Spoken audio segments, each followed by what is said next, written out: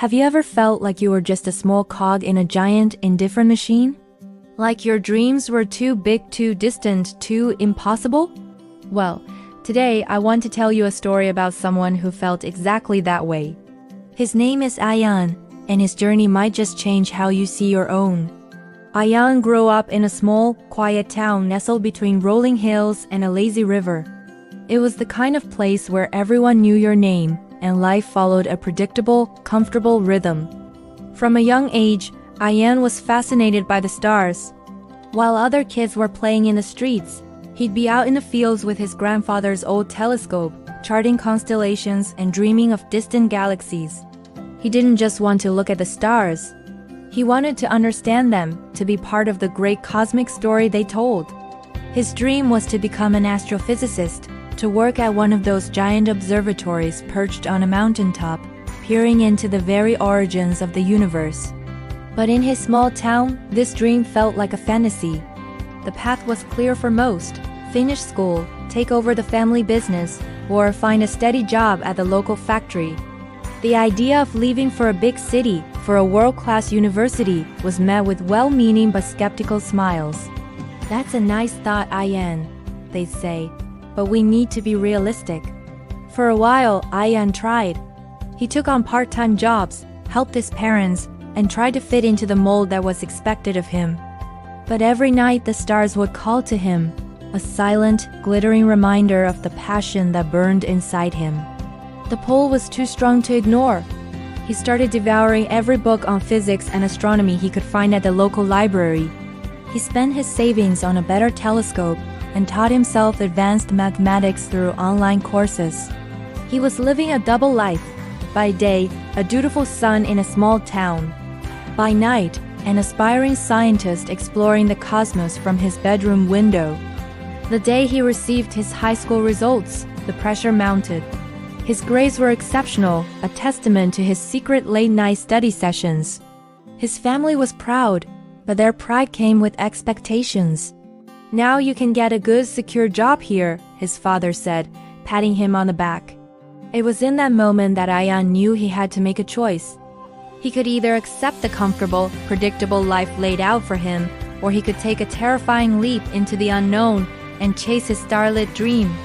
With a heart full of both fear and hope, he applied to the top universities, pouring his passion, his dreams, and his years of self-study into his application essays. He wrote about the beauty of a supernova, the mystery of dark matter, and how looking at the stars made him feel connected to something infinitely larger than himself. He didn't tell anyone. It was his secret, his one-in-a-million shot. Weeks turned into anxious months. Rejection letters started to arrive, each one a small paper cut to his fragile hope. The well-meaning, "I told you so's" from his community started to echo in his mind. He began to doubt himself. Was he just a foolish boy from a small town with an impossible dream? Was everyone else right all along? Just as he was about to give up, to pack away his telescope and accept his fate, one last envelope arrived. It was thin, unassuming, but the letter had made his heart stop. It was from his dream university. His hands trembled as he opened it. And there it was, in black and white.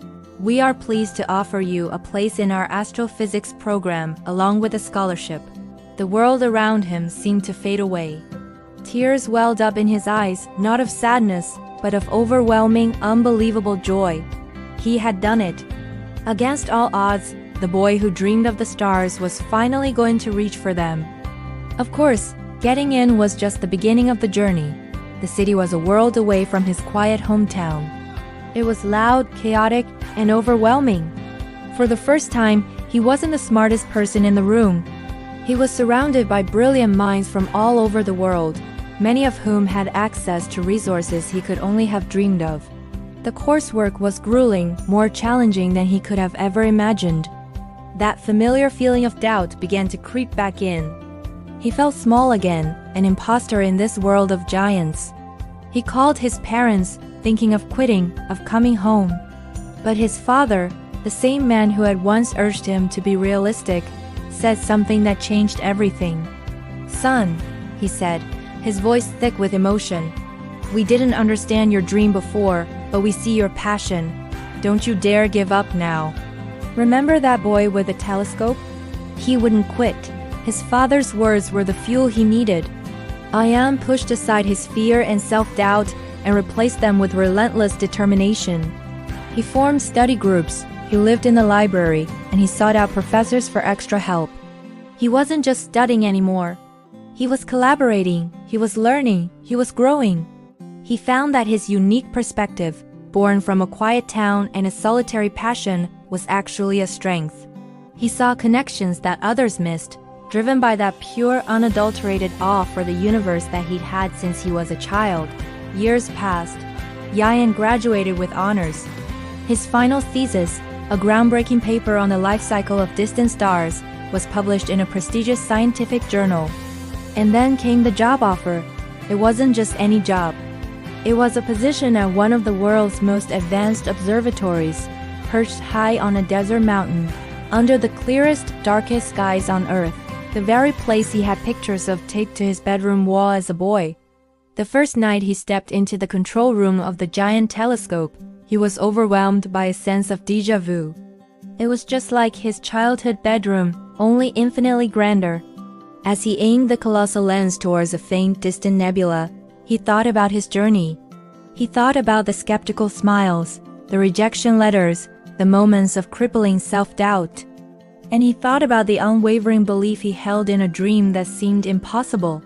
The little boy from the small town was no longer just looking at the stars. He was now part of the conversation. He was contributing to humanity's understanding of the cosmos, adding his own small verse to the great, beautiful story of the universe. Ian's story isn't just about becoming an astrophysicist. It is about the power of holding on to a dream when the world tells you to let it go. It's about finding the courage to take that first, terrifying step into the unknown. It's about understanding that our origins don't define our destination. Whether your dream is to explore the stars, start a business, create art, or simply build a better life for yourself and your family, the path will be filled with obstacles and doubters. There will be moments when you feel like that small-town kid with an impossible dream. But remember Ian. Remember that the same fire that fuels the stars can fuel your own journey. Your passion is your North Star. Let it guide you through the darkness, through the doubt, and towards the incredible destiny that awaits you. Don't ever let anyone, not even yourself, tell you that your dreams are too big or that you are too small. You have a universe of potential inside you. Thank you so much for watching and for letting me share this story with you. If it resonated with you, please hit that like button and subscribe for more stories that inspire. I'd love to hear about your own dreams in the comments below. Until next time, keep looking up.